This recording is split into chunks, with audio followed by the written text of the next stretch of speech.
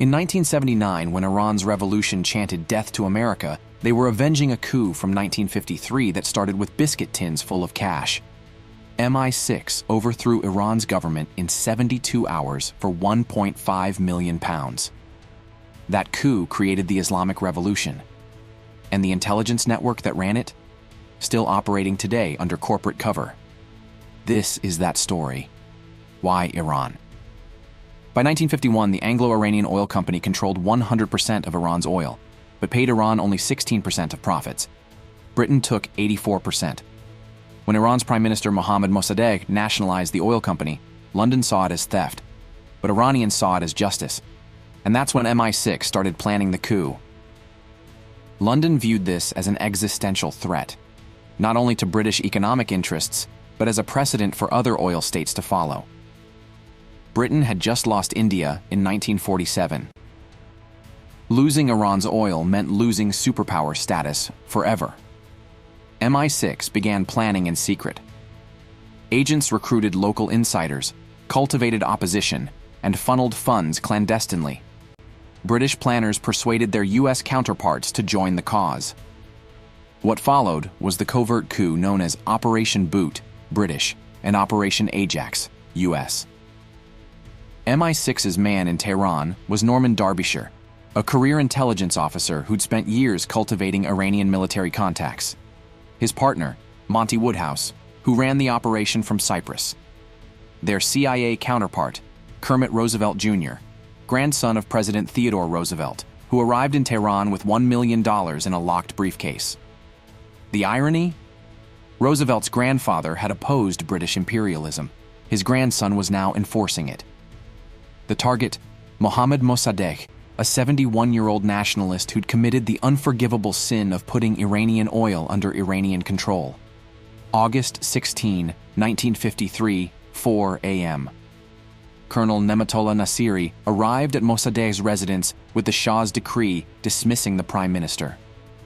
Within 2 hours, pro-Mossadegh forces had him arrested.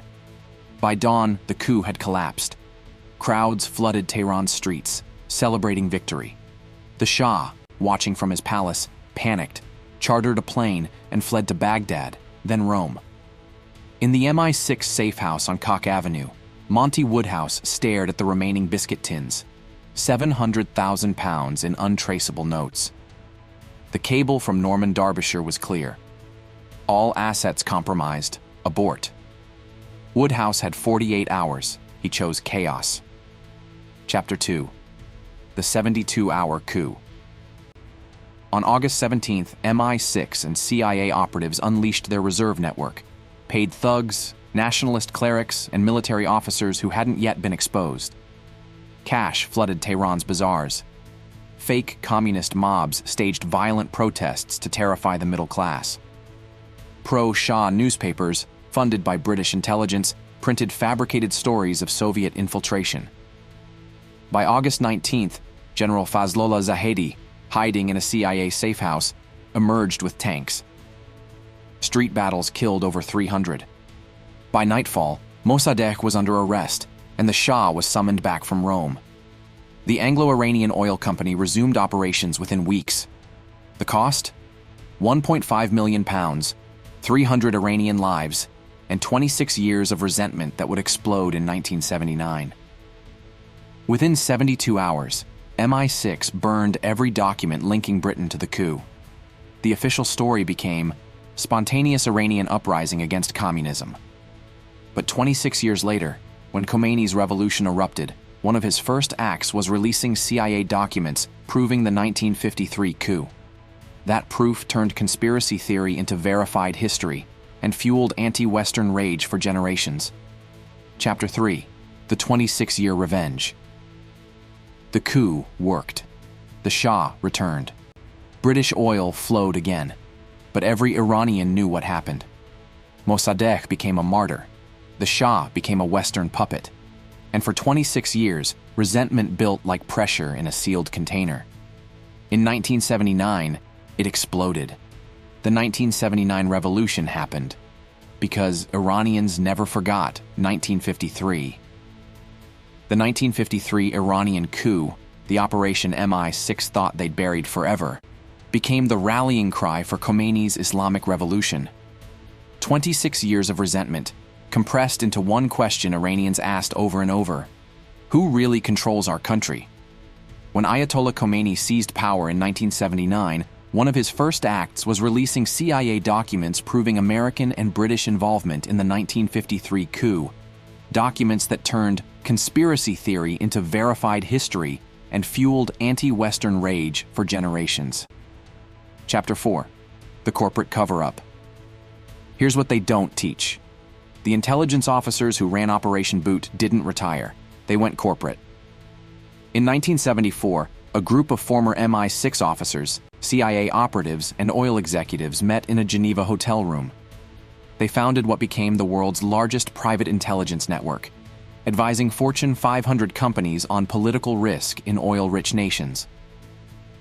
Take Glencore, the Swiss commodity giant worth $60 billion, founded by Mark Rich, a trader with documented intelligence connections. Accused of bribing officials in Nigeria, Chad, and the DRC to secure oil and mineral rights. Same playbook, different logo. The 1953 coup created a template: control resources, fund local elites, deny involvement, repeat.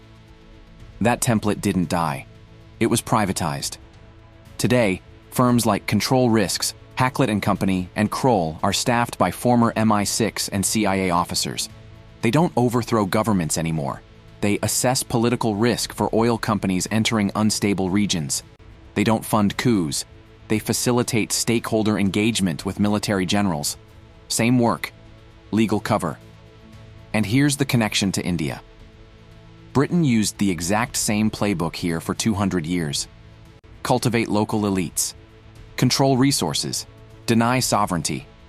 The East India Company wasn't a government. It was a corporation with an army. Just like today's intelligence corporate networks operating in Africa, the Middle East, and Central Asia. The biscuit tins in Tehran?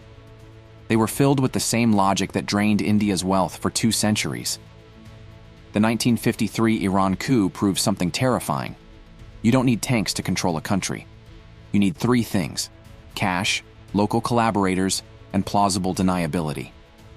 In 1953, it cost £1.5 million and 72 hours. Today, it costs a consulting contract and a risk assessment report. So when you hear about regime change in Libya, Syria, or Venezuela, ask yourself, who benefits? When you see political instability in oil-rich nations, ask, who's funding the instability? Because the coup never ended. It just went corporate. Next episode, we name the companies, trace the money, and show you how the 1974 Geneva meeting created the shadow network that runs today's resource wars. Subscribe, because this story isn't history. It's happening right now.